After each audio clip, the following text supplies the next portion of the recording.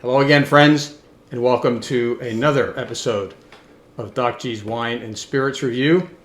As you can see, the best part of my show is right here beside me to my right.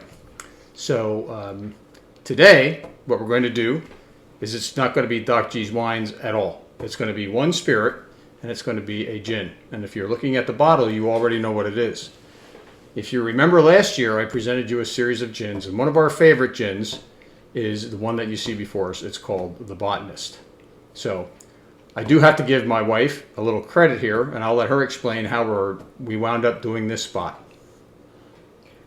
Just trolling on Facebook, and I think through Wine Enthusiast it came up.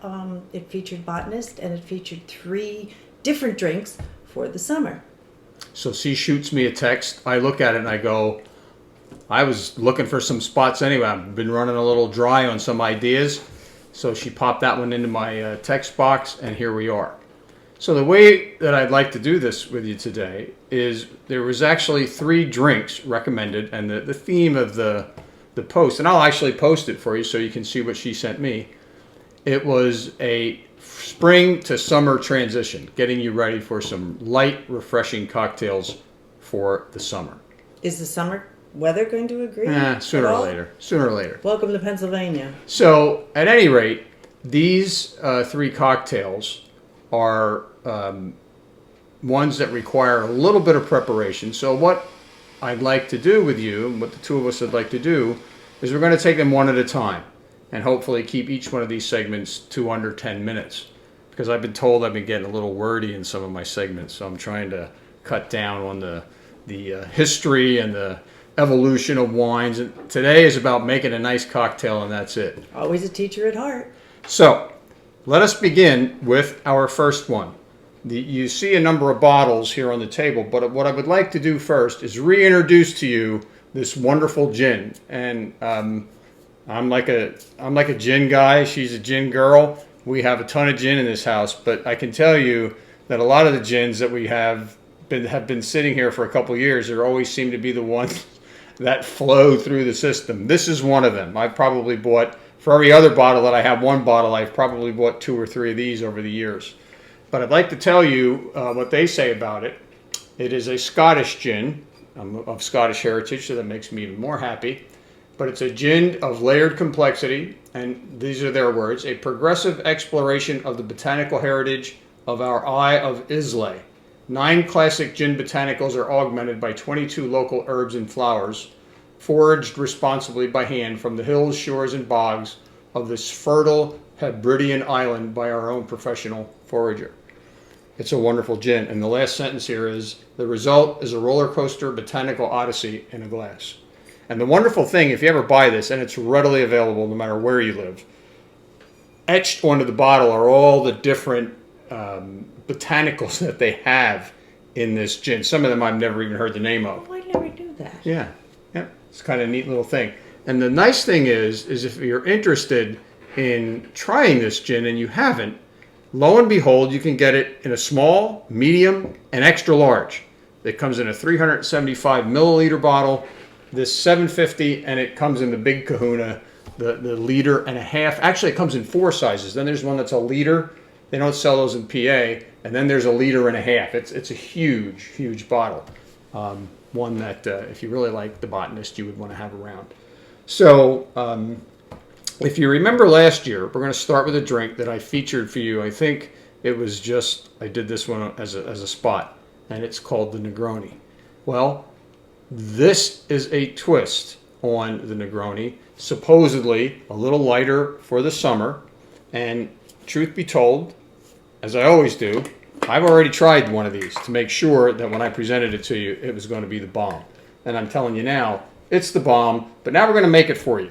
So the ingredients that go in to the Botanist, we'll call it their white Negroni, are the following. Of course, the Botanist gin.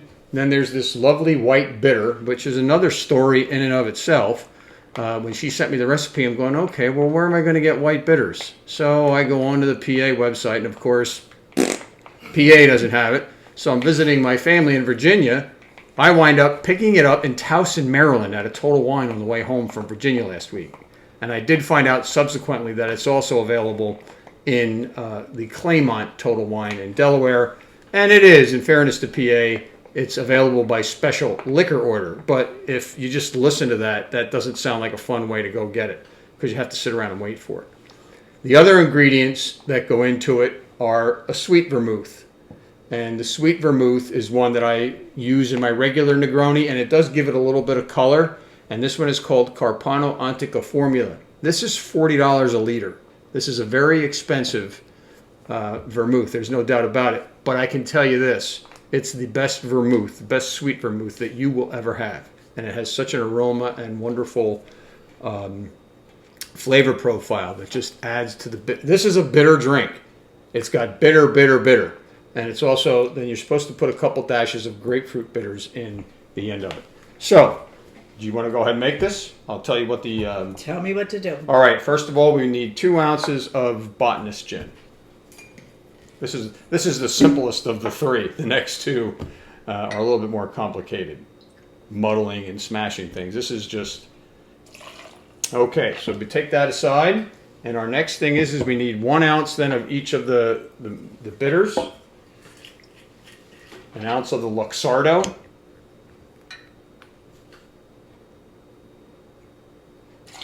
And then an ounce of the Antica, the sweet vermouth.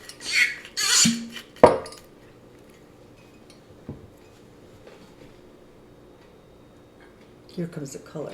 That's a little bit of the color. Now, regular Negroni is much darker because you use Campari. This one does not use, it really, the substitute for the Campari is this bitter Bianco, and Campari is bright red. Just a couple dashes. These are grapefruit bitters. That's it. That just adds a little bit more bitterness to it. And then, I'll take over now. Thank you, sweetie. Stir it up. Truth in advertising, this is an old Ninja mixer. It's a wonderful cocktail mixer. The other cocktail mixers that I have, they tend to leak all over the place. I'm pretty good with this. And you do want to stir these, any cocktail. It's a good idea, and I'm trying to talk over the stirring sound here, to stir this because you do want cocktails as chilled as possible. You can't tell with this glass, but just before we started this, I pulled it out of the freezer. It's a very heavy glass, and it keeps the glass cold, and it's still cold now, but it's not as cold as I would like it. So we take that out, seal that up to make sure we don't lose any. Whoop, a little seal came out there. And I just pour it right through there. Getting a little loss here. Notice the golden color. A regular Negroni would be almost red. And then the final twist is to take a twist of lime. So just rub it over the glass. Lime or Excuse me. I don't know what I was thinking there. So the lemon goes in there. Lemon's the yellow one. I got that. Thank you. Okay. Now, I know she doesn't like these, so I'm going to let her taste it first. And then you can watch my reaction compared to hers.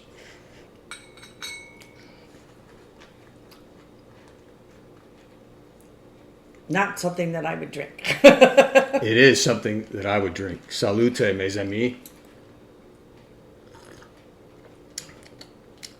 It is bitter, but it's much lighter. it's not bitter that like it gets you back here. You get more of the bitter up front, and then Yes, on I the would agree. finish, I would agree. You know, because when I think of bitter, I think, ugh, you know, but that's not what this is. You get the bitter like up front. It's the way I would describe it is it's that bitterness that you get from a citrus rind, like when you bite into it. Like when you have the pith of a grapefruit. And there's grapefruit bitters in here. This Luxardo Bitter Bianco probably has a little bit of that in it. I probably could get used.